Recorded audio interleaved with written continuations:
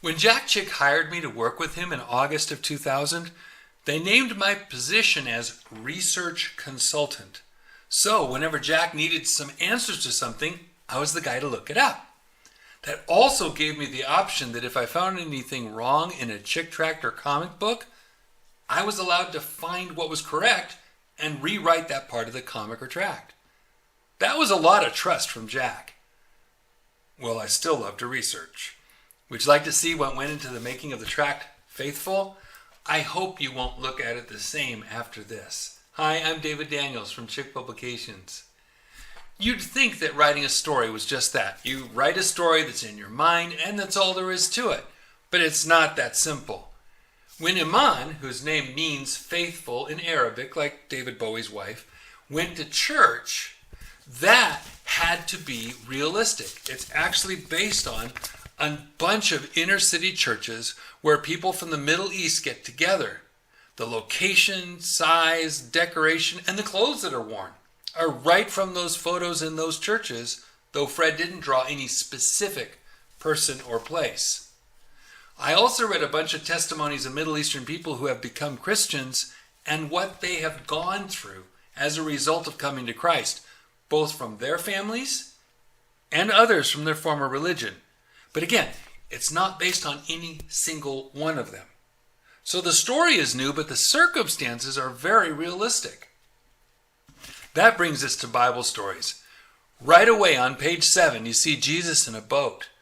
That boat is based upon the scale models and careful drawings made from an actual Galilean boat that was found in the sands of the northwest shore of the Sea of Galilee in 1986. I even did extensive work to determine how Jesus would have sat in the boat to teach the people. Then there's the synagogue. If you haven't heard the name of Lane Rittmeyer, it's a great person to get to know.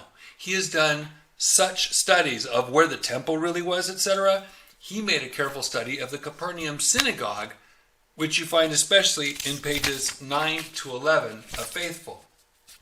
Rittmeyer found that there were 2 synagogues in that spot. The white synagogue that lots of people have seen pictures of was made centuries later during the Byzantine era. But the black synagogue was the original one. It was there when Jesus was alive on earth.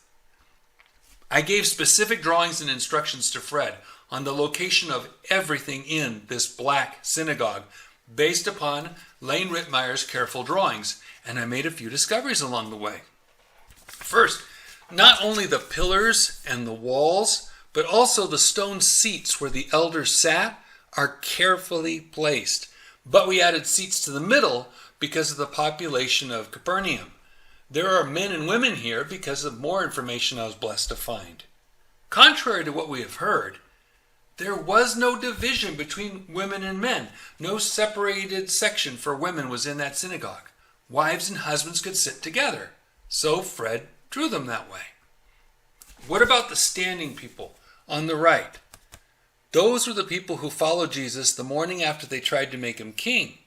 And he took off in the night. So these people hop into boats and followed him, looking for another handout, more free food.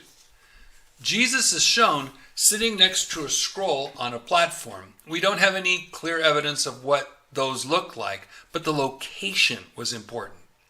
On the right of the Torah scroll was an attendant. He took the scroll to the synagogue in a special cart in which it was kept.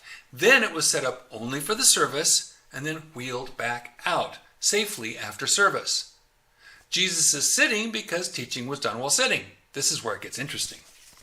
I said that women sat with the men, at least in the middle, not with the elders necessarily. Women often had to leave their meals while they were continuing to cook, so they were allowed, according to the interpretation of the law, to ask a Gentile neighbor to continue the stirring so they could get ready and go to synagogue. That could make them a bit late, but they were still able to come. In service, a person would read the scroll to the people, and then he would sit down. The reader was a man or a male youth who had become of age to be entrusted with this. Regardless, there was a teacher who would be seated. He had a number of options. He could just start speaking, but typically he said a short paragraph. Then he sat there. Some rabbis literally sat there and didn't say a word. This is where synagogue differed from modern churches in a big way. The men would then ask questions of the teacher or rabbi. Either it was based upon what the teacher read or based upon what he said to the congregation after the scroll was read. So it wasn't preaching like we do it, nor was it a lecture. It was a back and forth. That's why we see so much conversation in the synagogue when Jesus was there. That wasn't unusual. That was the way things were done.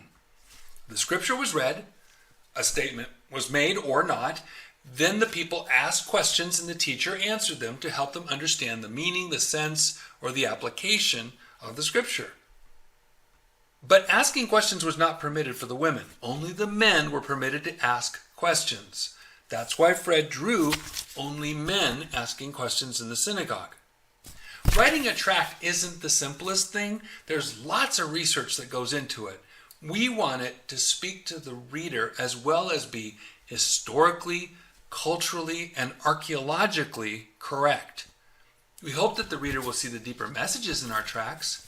We hope side issues will not distract them from the engaging story and the straightforward gospel message in each one of them.